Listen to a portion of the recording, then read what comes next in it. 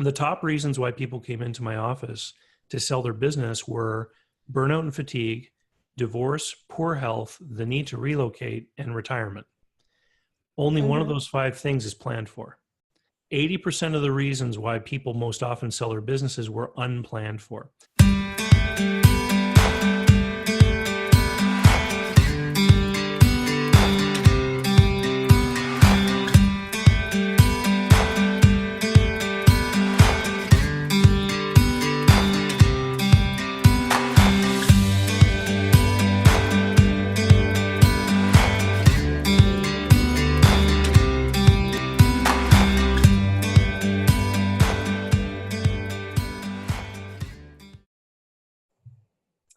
Hi, this is Amy Walker, and welcome to the CEO Spot. This is our interview section of our channel, and we are grateful that we get to bring you solid business experts who know their stuff, they rock out in their field, and can give you some great tips for how to grow your business. And today, we are talking with David Barnett. David, welcome to the CEO Spot. Hey, Amy, thanks for having me on. Yeah, we're excited to have you because this is a topic that so many business owners think about way too late. So David is an expert in buying and selling businesses. He actually went to business school, and it took him 10 years to unlearn what he was taught in business school. So the university had really trained him to kind of be a middle manager inside of big enterprises. And then when he went and transitioned into being a business owner, kind of a bit of a shock that he really had a lot to learn about entrepreneurship. So after a career in advertising sales, he started several small businesses, including a commercial debt brokerage. And then he helped to finance small and medium-sized businesses. And that led him into the field of business brokerage and helping businesses be able to buy other companies or be able to prepare their business to sell and go through that transaction of even just passing it on to the next generation. And he currently is working as a private transaction advisor with people around the world who are buying and selling those businesses. So David, welcome. We're excited to have you. And I'd love to just kind of kickstart this interview today by hearing a little bit more about your story. How did you get started in buying and selling businesses? Yeah. Well, do you remember that great recession we had back in 2008, 2009? I was Yes. working, I was working as a finance broker, and I was helping small businesses obtain capital. And when that crisis came along, almost half of the companies that were my sources of capital went under. They were Right. selling asset-backed commercial paper in the market, if you remember that term that was bandied about. And so they couldn't do that anymore, and they went out of business. And so my deal pipeline shriveled up because I couldn't get money anymore for the people that were looking for it. But Right. one of the things that I noticed when I was working as a finance broker is that there were so many people trying to put deals together to buy and sell businesses that were not getting good advice. I would end up meeting people who had deals put together by real estate agents or other people who thought that they could match a buyer and seller, and the paperwork wouldn't be done right. Just to highlight it, I got a call once from a banker at one of the big Main Street banks, and she said, "David, I've got this lovely couple here. They've just moved from Korea. They want to buy a convenience store, and this real estate agent has written up a purchase agreement on a home purchase contract for them to buy a Oh, convenience store. wow. And all the terms were what you would expect in a home sale, which 95% financing with 10 days to get the financing arranged. It's just not possible for a business. And so I realized that there was a huge vacuum of service in my community for people that wanted to buy and sell a business. And so I decided to head down the road of developing myself, getting educated. I actually became the first person in my area to obtain a certification in helping people buy and sell businesses. And so I worked as a business broker for a few years, but it's a really terrible business being a business broker. One of the problems is that it's modeled on the real estate model where business owners will list a business for sale, but it can take years to sell a business. And so what I Right. learned very quickly is that I would have this roller coaster cash flow.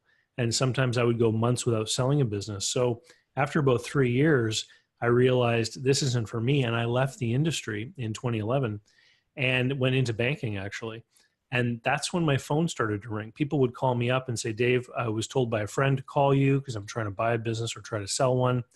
And, I wanted to get your help. And at first I would simply say, I'm not in that business anymore. But more and more I realized that people had an appetite for an advisor, consultant, someone they could go to, not to do it for them, but to help them. And it's the same, it's, rather than modeling, a business after the real estate agents, I realized it's actually a business model that I need to model after attorneys and accountants. Because, if you have a legal problem, you go to your attorney, they help you with a contract, you pay them, you're done. With a tax issue, you go to your accountant, they help you with your tax issue, you pay them, they're done. And so I started to say to people, I have the knowledge and experience to help you. I'd love to do it. I'll just have to charge you as a consultant. And that's where my new business basically was born. Very quickly, in about 2 years, my little consulting side hustle began to eclipse my salary at the bank. And that's when I left and started doing this full time. And it's been about 3 years. And I work with people all over the world. I would love hearing that entrepreneurial journey. It's so fun to hear how it, sometimes we think that we have to go in with it all figured out. But a lot of times that entrepreneurial journey happens just like yours, where it kind of meanders from one point to the next. And you start realizing, what is the problem that people are having? How can I best solve it? How does it work best for them and for me? And I think for a lot of business owners, it probably does work better for them to be able to bring on a consultant as needed. You don't need someone there all the time, but there are definitely those times when you need to get them in. You need to get them in quick. I love it. Yeah. Good stuff. Okay, so I have a client who works primarily with orthodontists. And so I've been in this space for quite a while. And in the last month, I have spoken with several business owners who are about 5 years out from wanting to retire, that have not thought up until this point at all about selling their business. And so they've really built a business around themselves, around creating a lifestyle that they want. And now they're looking at it going, oh, but I don't want to do that forever. And they don't really have a plan. And I think that's probably pretty common with entrepreneurs. So let's kind of start from the beginning. Where is the very first place that you think an entrepreneur should be starting down that path of thinking, I've got to get my business ready so that I can sell it down the road? Where's the first place to start looking at that? I think it's once somebody realizes that they've got a real thing going on. When people start a business, they typically are, trying to get that income flowing. They're trying to make sales. They're trying to make some money. And then after a while, that cash starts to flow. They start to create an income from the business. And that's usually where some people get comfortable. And then, as you say, they start to create the lifestyle, right? I think once you reach that point, you have to realize that the business that you have is now an asset. It's like any investment vehicle you might own, a mutual fund or a bond or something. It's something you own that creates a cash flow, and you need to be taking care of it so that you can pass it on one day. And people will often not think about selling their business, but excuse me, when I was a business broker, the top reasons why people came into my office to sell their business were burnout and fatigue, divorce, poor health, the need to relocate, and retirement. Only one of those 5 things is planned for. So right, the rest are just, they come up in life and you didn't know it was coming. 80% of the reasons why people most often sell their businesses were unplanned for.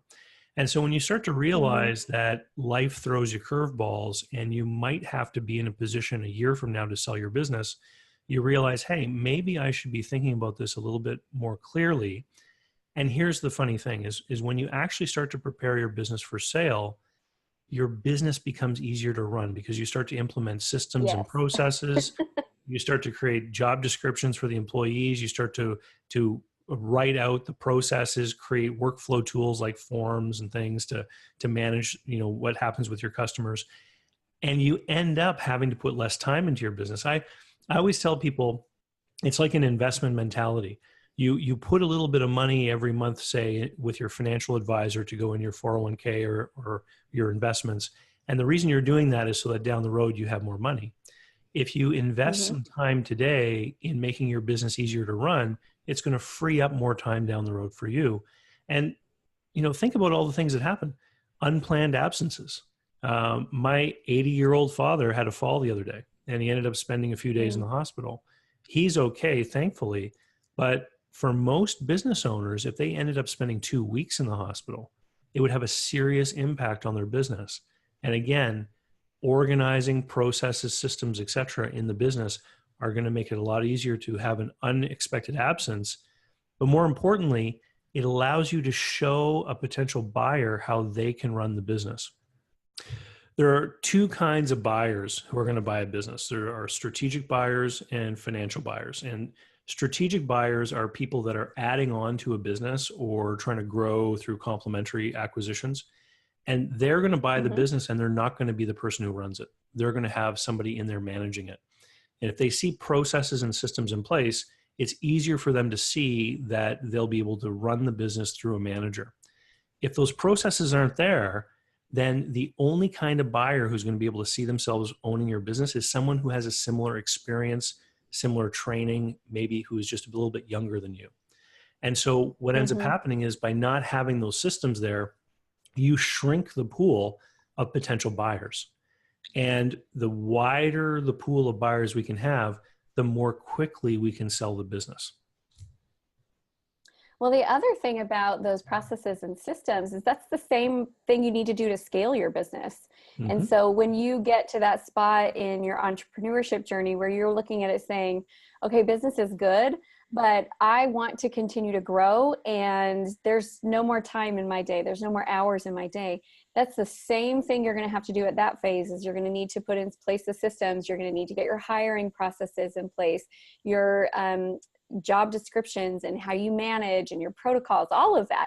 That's what it takes to grow the business. So I love the fact that you're kind of killing two birds with one stone, and making it grow so that you can then have a higher evaluation. You can sell it for more, but also like the process of running it more.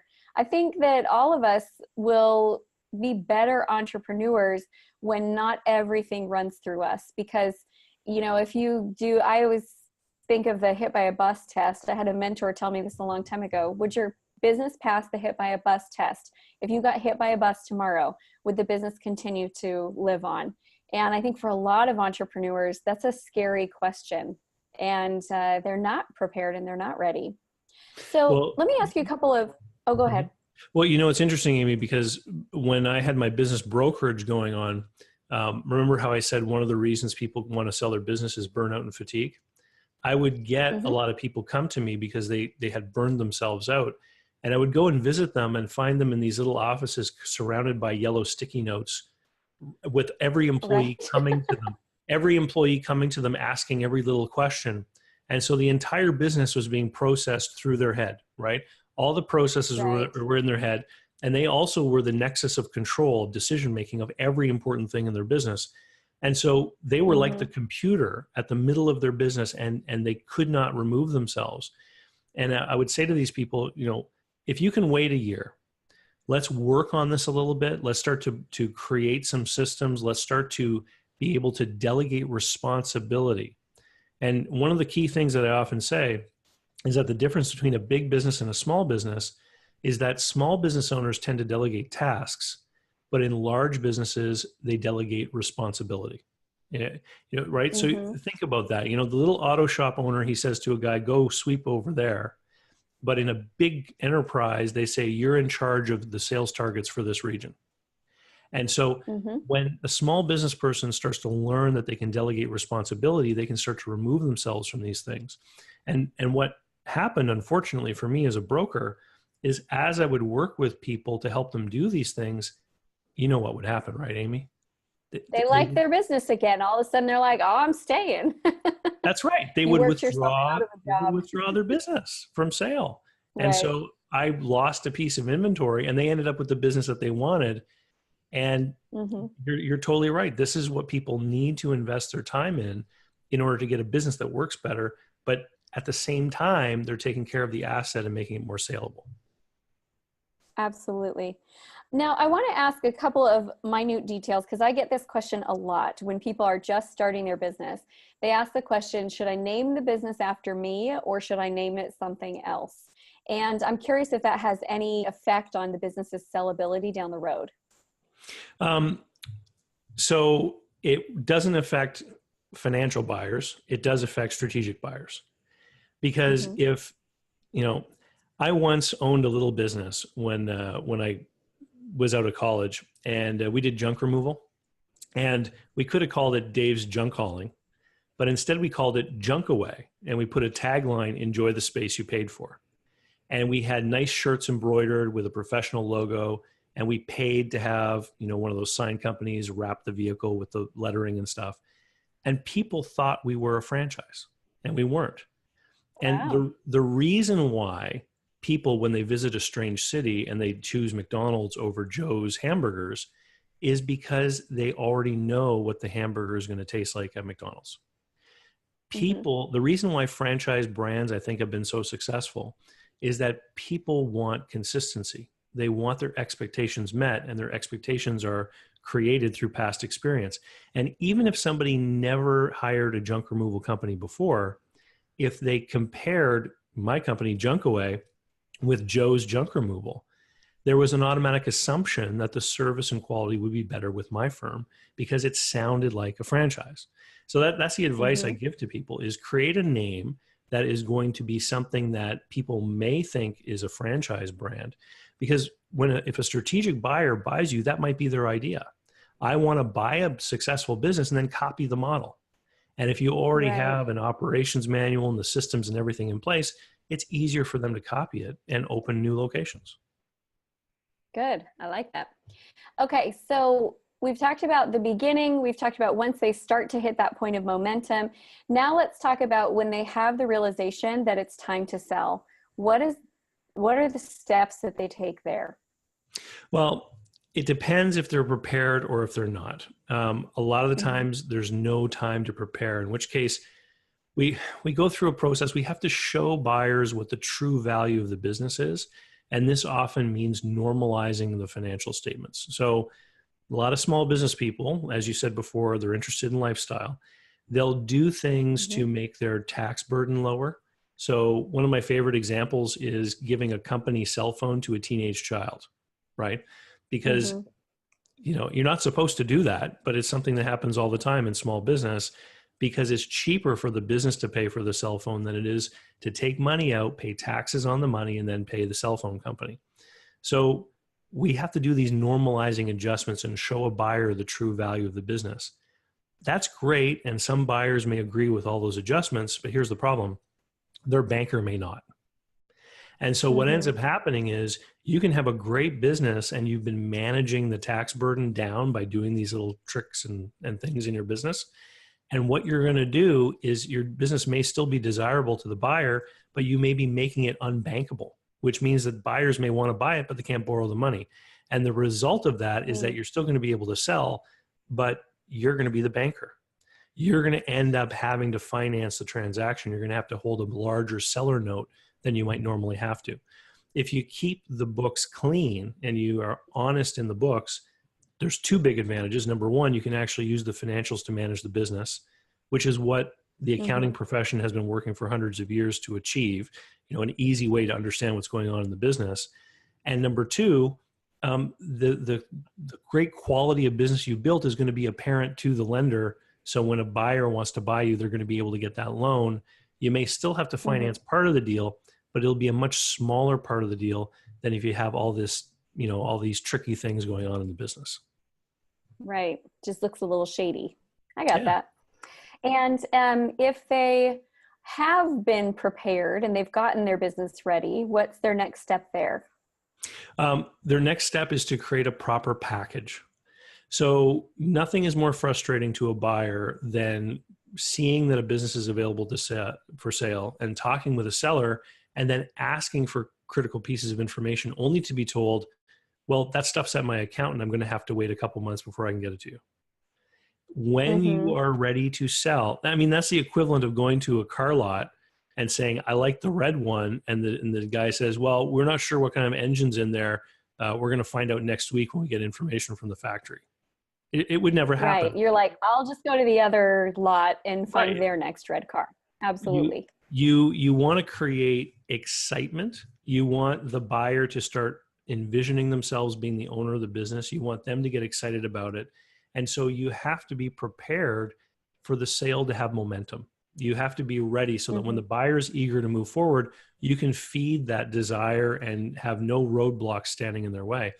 And for whatever reason, and this, I see this over and over again, business owners are very good at serving their customers and understanding what their customers want and understanding their market. But when they sell the business, they fail to make the connection that now their business is a piece of inventory. And just like the car dealer, what's the biggest obstacle towards most people buying a $40,000 car? It's financing. Right?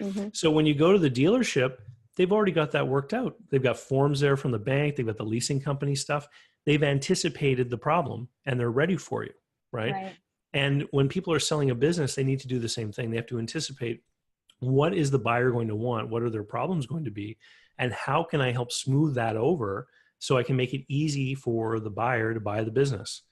And when we're talking about a business sale, financing is just one of those things. There's a whole array of things we do. I'll give you one quick example. If a business owns a piece of real estate that they operate from, do we have to sell both things together? One of the things that I'll often advise business owners on is, if we sell the business and you become the landlord, what it means is that we have a much lower ticket price for what we're trying to sell. And which means we expand the field of potential buyers, because there are a lot more people out there with a $50,000 down payment than with a $500,000 down payment, right? And the more buyers, plus then you get to keep income. Well, and then you get to continue to have an income stream. Yeah. There's all kinds of different ways you can slice and dice it. And the goal is to maximize the number of potential buyers so you can shorten the time. Time really becomes of the essence, because most of the time we have one of those pressing personal needs that's pushing us to have to sell. Well, and the last thing that I would add to that as well is, once you hit that moment where you have that pressing need that comes up, the reality is your performance is probably going down. And so the faster you can get the business ready to sell, the higher you can sell it for. Because if you're going through major life trauma and you're not as engaged as the business owner, if you have an amazing team, they can keep the performance as high. But I think you've kind of got a ticking time bomb that you need to get out sooner than later so that the value is staying high. Well, this has been very insightful, and I appreciate you coming on. I know we're just about out of time here, but I'm going to give you a chance to say your one last tip that you have for them, and also for all of our listeners who are wanting to learn more about this and make sure that they're preparing so that they can have that exit strategy. We'll let you tell them where to go. So let's wrap it up. Last thought, and then where do they go? So my last one big tip is that when it does come time to sell your business, get some professional help to put a price on it. It's not a case where you can put a high price and then start peeling it back as time goes on. Because here's the problem. There's likely somebody out there in the market right now looking for a business just like yours, and they've done research and they know what ballpark of valuation your business should be in with respect to either a multiple of cash flow or a percentage of sales. And if you put a crazy high price on it, what you're going to do is you're going to scare off the reasonable buyer who is qualified, has good credit, has money to put down. They're going to realize, hey, I can't waste my time talking to this person because they're crazy. They're asking way too much. The people you will attract are the people who are ignorant, just don't know any better, or they're tire kickers who are going to put low balls in on everything. Those are not the people you want to spend time with. So you put a real price on it. You're going to get the right buyer right away. And if anyone wants to learn any more, come on over to davidcbarnett.com. I've literally got hundreds of blog posts and articles and YouTube videos. Every week I release a new video, and it's always because of a question from someone in my audience about buying or selling a business, or I interview someone who has some insights to share about small business. And so if you're interested in deal making, you're interested in small business stuff, come on over. There's literally, you can waste a week of evenings watching my stuff. It's awesome. Not a waste. That's an investment in their retirement. That's not a waste. That's true. You can invest a lot of time. Yes. Well, thank you so much, David, for coming on and being with us here on the CEO Spot. For those of you who are watching, I invite you to subscribe to the channel because we've got lots of great interviews coming for you. And please feel free to share this out with anyone that you know who is starting to hit that point where they're thinking about selling their business. I think we got some great tips in here. David, thank you so much for being on with us. We really appreciate your time. Thanks, Amy. Thanks for having me. I had a lot of fun.